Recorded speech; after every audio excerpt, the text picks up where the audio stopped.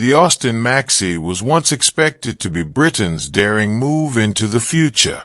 It was intended to revitalize a faltering industry and reinvent what a family automobile could be.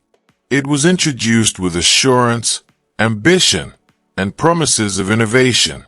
Rather, it came to represent lost chances, internal strife, and a business gradually crumbling under its own weight. Some claim that the Maxi contributed to BMC's internal demise in addition to failing as a vehicle.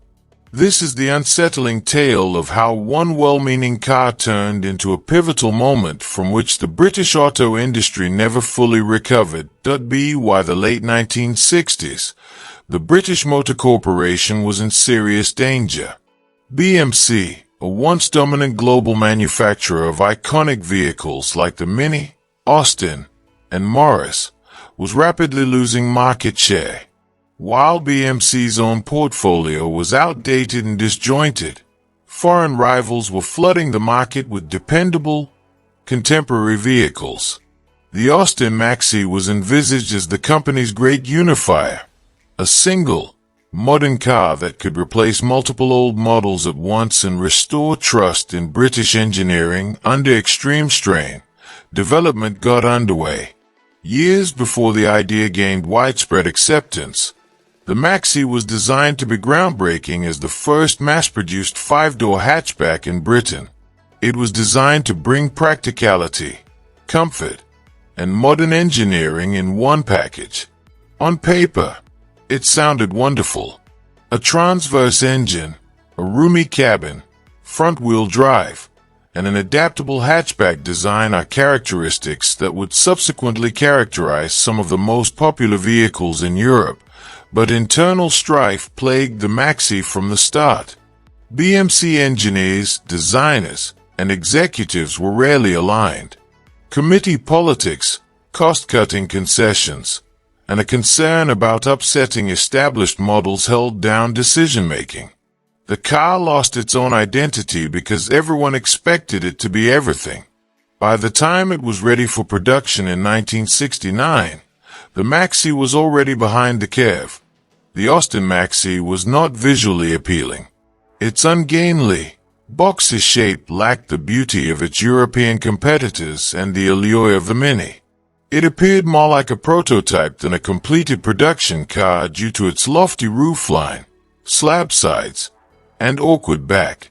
While pragmatism was clearly prioritized, emotional appeal was absolutely lacking. Buyers didn't just want space, they wanted something to feel proud of, and the Maxi struggled to give that. The lack of a proper back hatch at launch was one of the most contentious design choices. The early Maxis had a fixed rear window despite being designed as a hatchback, making it an uncomfortable cross between an estate and a saloon. Fear of internal rivalry led to this decision, which took away the Maxi's greatest edge. Instead, a car that was supposed to lead the market showed up confused and half-finished. Under the surface, the Maxi brought ambitious engineering that sounded spectacular but proved challenging in practice. It was the first British vehicle to come equipped with a 5-speed manual transmission as standard, which was a significant advancement at the time. Sadly, this idea turned out to be one of the car's biggest flaws. In addition to being clumsy and noisy, the gearbox was infamously hard to run smoothly. Long trips were marred by drivers' complaints of unclear shifts, stiffness, and a persistent mechanical noise. The engine didn't make things any better. The E-Series power unit in the Maxi was underdeveloped and unsuitable for the weight of the vehicle. Fuel efficiency was unimpressive, and performance was slow, particularly when fully laden. The Maxi seemed harsh, strained, and out of date almost quickly after launch, while competitors improved their engines for smoothness and dependability. Another mixed bag was suspension. Hydroelastic suspension, which was employed in the Maxi, promised outstanding comfort by easily absorbing bumps. In fact, the ride was calm and gentle on smooth roads, allowing the automobile to cruise at a leisurely pace. But the system required constant maintenance, and many owners suffered sagging ride height, inconsistent handling, and pricey repairs. What was meant to be a selling point quickly became another cause of frustration. The Austin Maxi was a patience test for regular owners. From one car to the next, the build quality differed greatly. Interior materials deteriorated far too soon. Trim pieces rattled free and doors didn't always line up. Drivers were frequently stuck by small problems that shouldn't have happened in a new car due to electrical malfunctions. With each failure, the brand's credibility continued to decline, but the Maxi's most ruthless adversary was rust. British winters, salted roads, and poor rust prevention combined to terrible effect. Sills, wheel arches, floor pans, and door bottoms often revealed rust within a few years. Long before the mechanical parts went out, many Maxes just disintegrated. This was unacceptable to families who expected durability. The timing of the Max's release could not have been wise. European producers started refining the hatchback formula a few years later. Vehicles such as the Volkswagen Golf were introduced with improved build quality, sharper design, and much greater dependability. What the Maxi had promised years earlier, others provided well, and without excuses internally. The Maxi uncovered deeper difficulties inside BMC.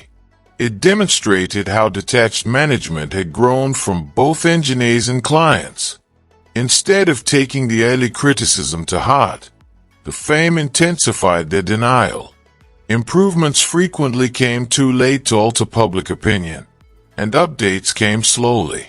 The Maxi came to serve as a constant reminder of a business that was unwilling to change. More than one model was damaged. Energy from other projects was depleted by the resources used to fix the Maxi. Dealer trust declined. Consumers lost faith. The Maxi's problematic image carried over into British Leyland once BMC merged, creating a climate of conflict and compromise that would plague the company for decades. The Austin Maxi had merit despite its shortcomings. Its internal size was actually outstanding, and the seating posture afforded good visibility. Practicality was drastically changed when later models were equipped with a suitable opening hatch. Some of the early issues were fixed by improvements to the engine and gearbox. However, the harm had already been done. Few people are aware that the Maxi was once intended to be a worldwide vehicle. Export versions were taken into consideration for North America, Europe, and Australia. But quality issues and uneven requirements crushed these dreams quietly.